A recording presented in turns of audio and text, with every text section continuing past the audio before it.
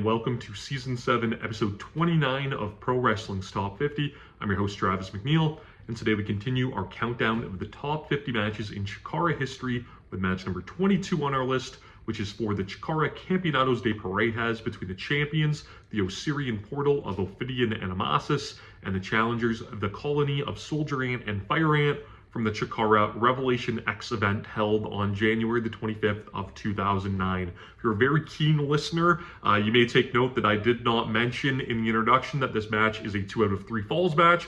That's because it is not. It is the exception to the rule of all Campeonatos matches being contested under 2 out of 3 falls rules. I personally always loved the 2 out of 3 falls stipulation for the tag title matches, but this match definitely gives a good case of it, not being necessary, because this match is so great and is so fun and is one of the best Campeonatos defenses of all time. Now, why was this match a 1 fall match? The colony was basically on the run of a lifetime at this point, coming out of 2008 into 2009. They had, I believe, more than tripled the point requirement to challenge for the titles, which was 3 points. You'd need 3 wins consecutively to amass those 3 points to challenge for the belts. And I believe they had like 9 or 10 points. They had won the 2008 Tag World Grand Prix tournament, which was held in Germany.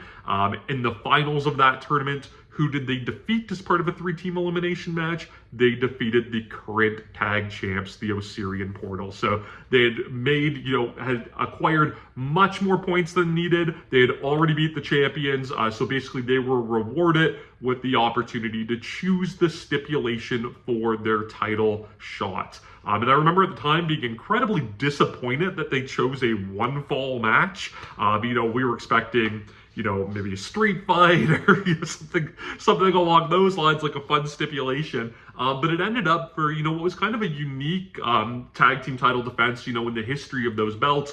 This match had an absolute breakneck pace all throughout it.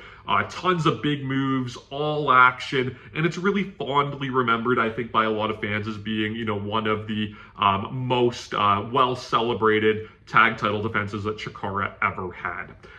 When I purchased this DVD when it came out, my copy had a bunch of really bad pixelation during it, especially on this match. And I always thought that, bless their hearts, that Smart Mark Video just gave me a defective copy. I never, followed up on it or tried to exchange it or anything like that. But watching this match back now on IWTV, it is the exact same. So it tells me that it wasn't just my copy. Apologize to Smart Mark Video for, thinking it was for 13 plus years.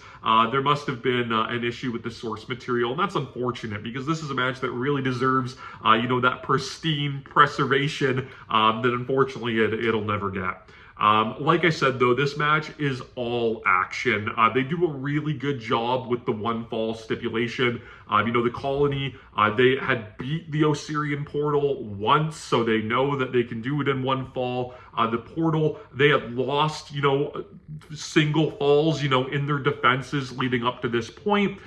So, it kind of took that safety net away from the heels, that, they could give up a fall and somehow still manage to come back. There's a lot of early roll-ups and pin attempts and stuff like that, a tease of the CHIKARA special really early, which almost plays up a little bit into that Osirian portal title win as well, where the first fall in that match against the Super Smash Brothers went like 90-ish seconds, kind of showing that, the match really can end at any time.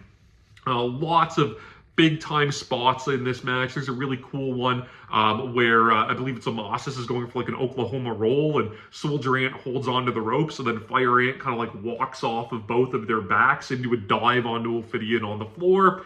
The match just has this crazy, 100 miles a minute pace through a really big chunk of it at the start. We finally get a little bit of a slowdown and, that heat sequence on Soldier Ant. And it's so great how it's done. Amasis fakes an ankle injury.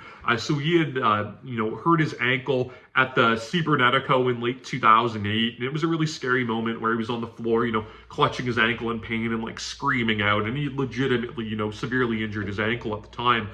So, he kind of clutches that ankle and goes for it like he re-injured it. Watching it now, I know it was illegitimate. I can't remember what I thought at the time. But, it kind of brings that match to a halt for a second and allows the heels to take over in, a very kind of natural way to go into that slowdown period. Fire Ant eventually, you know, pardon the pun, is a great house of fire in this match. And it's where the match really escalates into all of these big moves. You know, strike exchanges and roll-up exchanges and all four men being down multiple times. And, you know, the Portal hits stereo 450s and the Colony hits stereo, you know, beach break and TKOs, you know, their individual finishes. We get an ant hill off the top. Just all of this really great stuff, these great near falls. This match is in the ECW arena. The crowd is super, super hot for it, becoming unglued, which just, you know, adds to the overall viewing experience.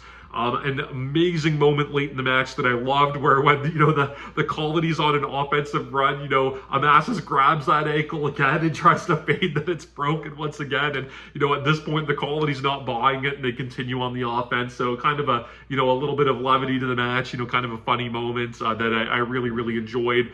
The Colony, you know, they seem like a team that will not be denied in their quest for the titles, you know, being one of the most over acts in the company's history. You know, the crowd really wanted that. There's an awesome moment where the Portal go for their signature, like, hypnosis, where Amasis holds Ophidian in a wheelbarrow and Ophidian does, you know, the snake charmer thing, and, you know, Soldier Ant basically, you know, completely resists it, and, you know, actually grabs Ophidian as he's kind of extended out and holds him so Fire Ant can complete the anthill with the splash off the top.